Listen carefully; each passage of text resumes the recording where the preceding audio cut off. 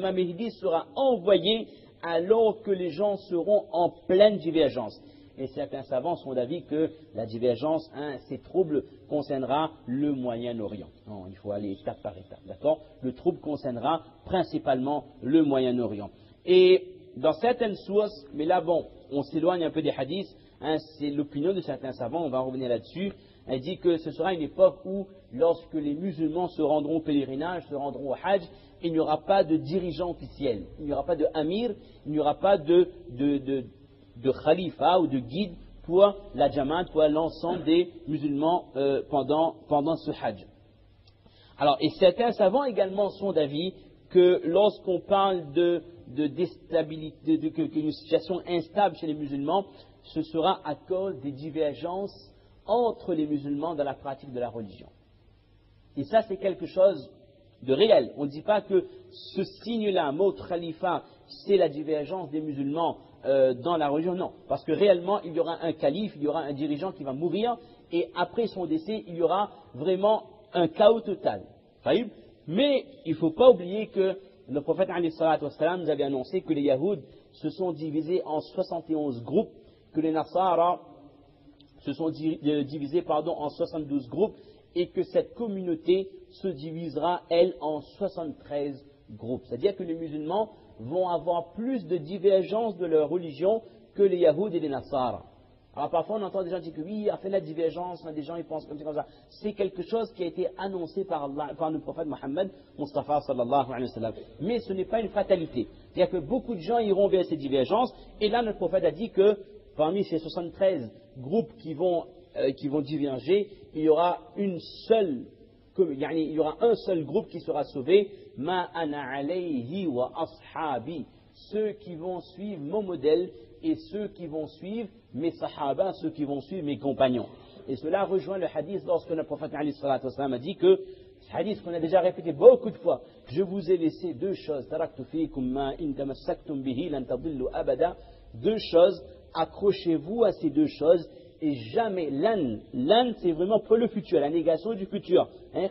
Lan avec mudari'a mansoub, ça passe bac arabe ça, d'accord? Lan tadillu abada, jamais vous ne serez égarés. Et quand on dit jamais, c'est quoi? C'est que quelles que soient les fitnas, quelle que soit l'époque, quelles que soient les sources de turpitude, quelles que soient les oppressions qu'il y aura de l'humanité, un musulman qui restera accroché au Coran, un musulman qui restera accroché aux paroles de son prophète alayhi salatu wassalam, ne pourra jamais être égaré.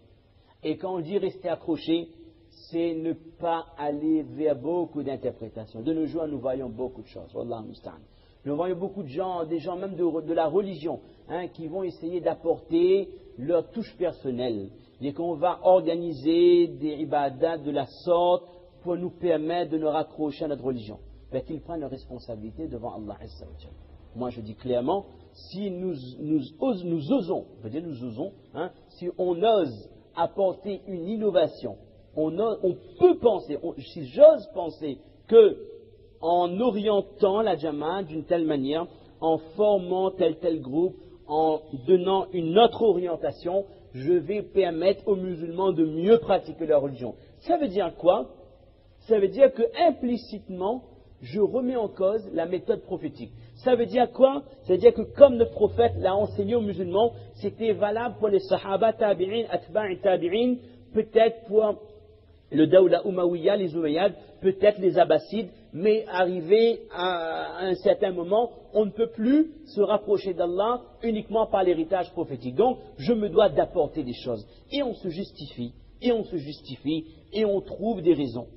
Et on va voir dans le monde indien tel apport, on va voir dans le continent africain tel apport, on va voir dans les pays arabes aussi, il y a des bidats partout tel apport, on va voir chez nos frères malaisiens, indonésiens tel apport, on va voir chez les musulmans canadiens, américains, les Russes, chacun apporte un peu de ses traditions, de ses innovations, et chacun essaie de cogiter, essaie de réfléchir, qu'est-ce que je peux faire pour ma religion? Oui, qu'est-ce que je peux faire pour aider mon dîne? Oui, mais tout en restant dans le modèle prophétique. C'est bien ça lorsque le prophète dit que accrochez-vous au Coran et accrochez-vous au modèle prophétique, à ce que notre prophète nous a enseigné, et là, vous serez dans le droit chemin. C'est-à-dire que le musulman qui pratiquait sa religion à l'époque du prophète c'est-à-dire les Sahaba, et le musulman qui pratique sa religion à notre époque, si on analyse les 24 heures, je ne parle pas des péchés, ça on ne sera jamais à leur niveau, mais si on parle juste des pratiques religieuses, on ne doit normalement pas trouver de différence. Maintenant, si vous faites un tour du monde en une journée, vous voyez que comme on pratique dans tel continent, comme on pratique dans tel continent, je ne parle pas d'irtilaf de madhab, ça c'est pas grave ça. Toutes les divergences, il y a des sources. Il y a des sources qui sont authentiques, la plupart des cas, donc ils sont dans le droit chemin. D'accord? Mais les ajouts, Wallahu musta'an, et c'est ça qui éloigne le musulman de l'authenticité de sa religion. Wallahu musta'an. Donc, petite parenthèse, donc, avant la venue du Imam Mahdi, il y aura la mort d'un calife important. De quel pays, de quelle région, Wallahu a'lam, mais cela aura lieu et cela donnera naissance à un chaos, à une période d'instabilité totale dans le monde musulman.